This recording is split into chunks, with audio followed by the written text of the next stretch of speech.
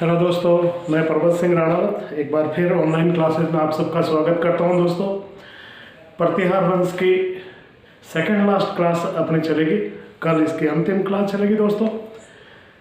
तो मैं आज आपको एक बार फिर प्रतिहार वंश की चौथी क्लास में आप सबका स्वागत करता हूं। दोस्तों, जो प्रतिहार वंश था दोस्तों, प्रतिहार वंश इसकी चौथी क्लास दोस्तों। आज इसमें अपन दो शासक पढ़ेंगे, दोनों महत्वपूर्ण हैं। एक मिहिर भोज और एक महेंद्रपाल। कौन सा दोस्तों? महेंद्रपाल। एक बार मैं कैमरा चेक कर लेता हूं दोस्तों, बिल्कुल सही है दोस्तों। तो सबसे पहले पढ़ेंगे अपन मिहिर भोज। ओके, मिहिर भोज से पूर्व मैं आपको कुछ बात बता देता हूं कि मिहिर भोज से पहले मैंने कल बताया था कि आपको नागभट्ट सेकंड, इस नागभट्ट सेकंड में एक बात रह गई थी। इसके समय की एक पुस्तक, और उस पुस्तक का नाम था प्रभाकर चरित्र, जिसको चंद्रप्रभु सूरी ने लिखा था। किसने लिखा था? चंद्रपुरी सूरी। ये रह गई थी। और इस नागभट्ट के बाद जो शासक बनता है वह रामभद्र। कौन बनता है दोस्तों? रामभद्र। और इस रामभद्र की हत्या इसका पुत्र करता है, जिसका नाम होता है मिहिर भोज, जो प्रतिहार वंश का सबसे शक्तिशाली शासक बनता है। प्रतिहार वंश का सबसे शक्तिशाली शासक। आपको पूछे कि प्रतिहार वंश का सबसे श्रेष्ठ और शक्तिशाली शासक कौन था, तो मिहिर भोज था। यही वो मिहिर भोज था जिसने दिल्ली को पहली बार प्रतिहारों ने अपने अधिकार में ले लिया दोस्तों। तो मैं इसको मिटाता हूँ, विधिवत क्लासेस शुरू करता हूँ आपके कि हमें मिहिर भोज के बारे में क्या क्या पढ़ना है। तो दोस्तों, मिहिर भोज, ठीक है ना, मिहिर भोज, यहाँ लिखता हूँ मैं मिहिर भोज। अब इसके बारे में क्या पढ़ना है दोस्तों? सबसे पहले तो मैंने इसको पितृहंता लिख देता हूं। पितृहंता यानी अपने पिता रामभद्र की हत्या के बाद 836 में ये शासक बनता है। 836 से 55 के बीच में रहता है। दूसरी दोस्तों, इसकी उपाधियां काफी महत्वपूर्ण दोस्तों। तो इसके 3 उपाधियों के बारे में पढ़ेंगे, 1 2 3। देखना, इसमें आदि वराह की उपाधि एक। अब आदि वराह मतलब फिक्स, जो मिहिर भोज था वो किसका उपासक था? विष्णु का उपासक था। एक पहली बात मैंने पहले कह दिया था कि मिहिर जितने भी प्रतिहार शासक थे वो विष्णु। दूसरा, इसने चांदी के सिक्के जारी किए थे।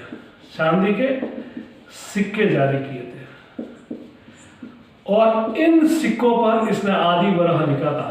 आदि वराह, तो इसने आदि वराह की सिक्के भी जारी किए थे। आदि वराह की उपाधि इन सिक्कों पर मिलती है, उपाधि। और आदि वराह प्रकार के सिक्के भी जारी किए। आदि वराह के सिक्के जारी किए।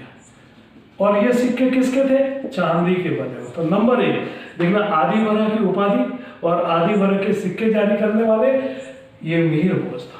दूसरी, इसकी प्रभास उपाधि थी। कौन सी थी? प्रभास उपाधि। ये अपने को दौलतपुर अभिलेख में मिलती है।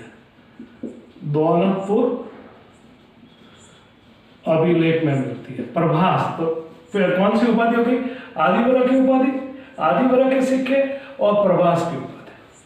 तीसरी, इसकी जो सबसे महत्वपूर्ण थी वह रघुकुल तिलक।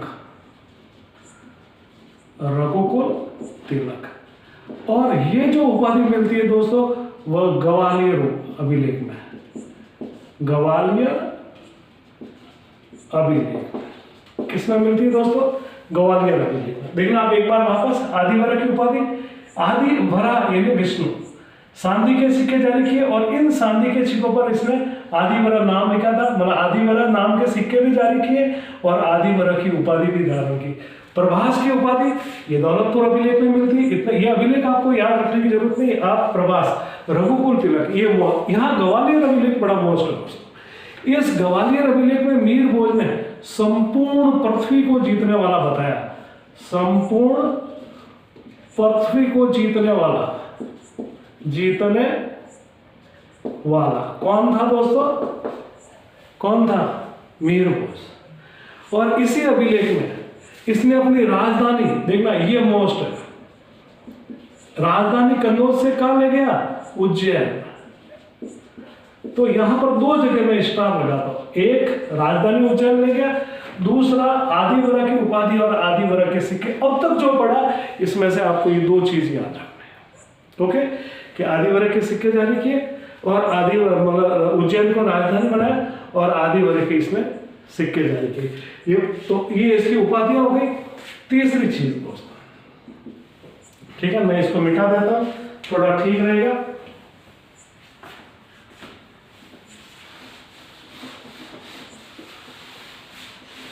अब देखना, मैंने आपको त्रिराष्ट्र संघर्ष बताया था, ये उपाधियां आपको बता दी। अब त्रिराष्ट्र संघर्ष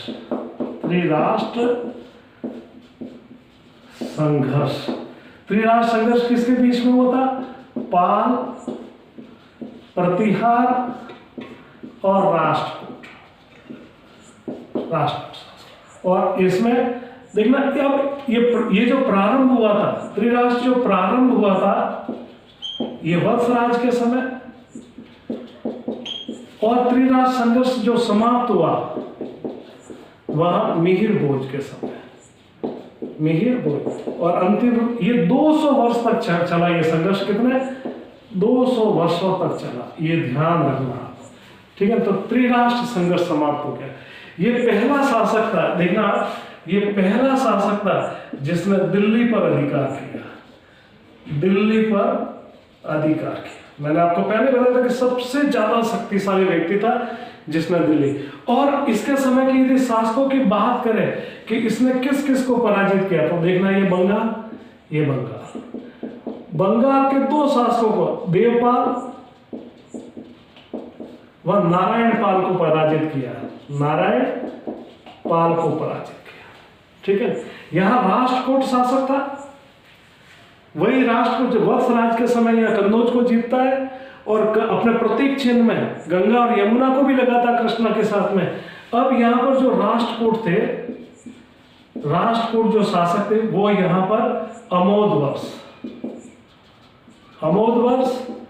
इसको भी पराजित किया और कृष्ण तृतीय को भी पराजित किया, इसके समय में मेवाड़ का जो शासक था, वह था हर्षित। इसके बराबर के संबंध थे। और काठियावाड़ में जो दोस्तों था, काठियावाड़ में वह था बलवर्मा। कौन था दोस्तों? बलवर्मा। ये दोस्तों, ये जो संबंध है ना, आप याद नहीं रखो तो भी चलेगा, लेकिन पितृहंता भी याद नहीं रखना कि रामभद्र को मारा था इसने अपने पिता, रामभद्र को याद नहीं रखना। लेकिन फिर भी प्रतिहार वंश में केवल एकमात्र पितृहंता तो वह था मीर भोज। उपाधियां दो याद रखनी है आपको, एक तो आदिवरा की प्रभास और रघुकुल तिलक। त्रिराष्ट्र संघर्ष इसके समय में समाप्त हुआ था और ये इसके समय के शासक थे जो आपको महत्वपूर्ण रूप से आपको याद रखना है दोस्तों, बाकी कुछ भी नहीं याद रखना। एक इसकी सबसे महत्वपूर्ण जो मैंने आगे भी कई जगह किया है कि इसके समय में एक यात्री आया था। कौन आया था दोस्तों? एक यात्री आया था। अब उस यात्री का वर्णन करते हैं। तो अंतिम रूप से देखना, उपाधि यात्री कौन था? अरबी यात्री था, अरबी यात्री। कौन था अरबी यात्री? सुलेमान। किसके समय में आया था? मीर भोज के समय। ट्रिक्स क्या याद रखोगे आप? मीसू। और इस अरबी यात्री सुलेमान ने गुजरों को अल गुजर कहा था, अल गुजर कहा था, ठीक है, ये ध्यान रखना। क्या कहा था? सुलेमान ने अल, और अल गुजर किसको कहा था? गुर्जरों को कहा था। किसके समय में यात्रा की थी? मिहिर भोज के। तो ये था दोस्तों आपका मिहिर भोज। अब इसका सबसे जो गुर्जर प्रतिहार का अंतिम सबसे महान सम्राट हुआ, अंतिम हिंदू महान सम्राट या अंतिम हिंदू सम्राट कह सकते हैं अपन इस राजपूत काल का गुर्जर प्रतिहारों का, बीएन पाठक ने कहा था महेंद्रपाल को पढ़ते हैं। महेंद्रपाल में कोई ज्यादा नहीं है, लेकिन उसके समय का एक लेखक था राजशेखर। उस राजशेखर को याद रखना जरूरी है। महेंद्रपाल तो बाकी इसकी उपाधियां दोस्तों, फर्स्ट इसकी सारी उपाधियां लिख देता हूं जो सबसे देखना। एक तो इसकी महेंद्र, एक राजेंद्र, ठीक है, एक निर्भय। ये इसकी सबसे मोस्ट इंपोर्टेंट उपाधियां है इसकी, ठीक है। बाकी अन्य उपाधियों में देखना रघुकुल, चूड़ामणि या मुक्तामणि इसका था, ठीक है दोस्तों। रघुकुल, चूड़ामणि। बाकी महाराज धीराज, महाराजा धीराज, महाराजा धीराज, परम भागवत क्योंकि ये क्या थे? विष्णु के उपासक, तो हर व्यक्ति लेता था। दूसरा इसका जो दरबारी कवि था या इतिहासकार, दरबारी कवि वो था राजशेखर। कौन था दोस्तों? राजशेखर दरबारी कवि भी था, इनका इतिहासकार भी था, प्रतिहारों का राजगुरु भी कहते। और इसने अपना जीवन जो प्रारंभ करा वो किसके समय में करा? महेंद्रपाल। लेकिन अधिकतर जीवन इसने महिपाल के समय दोस्तों। इसकी जो पुस्तकें हैं दोस्तों मैं यहाँ पर बताता हूँ आपको, देखना।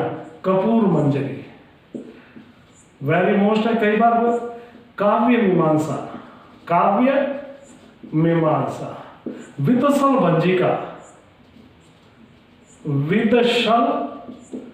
भंजिका। कौन सी है दोस्तों? विदशल भंजिका। ये तो लिखी थी इसने महेंद्रपाल के समय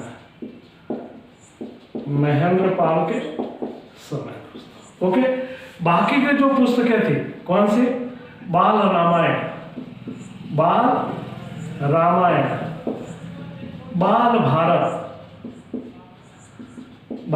भारत, ठीक है ना, हरविलास।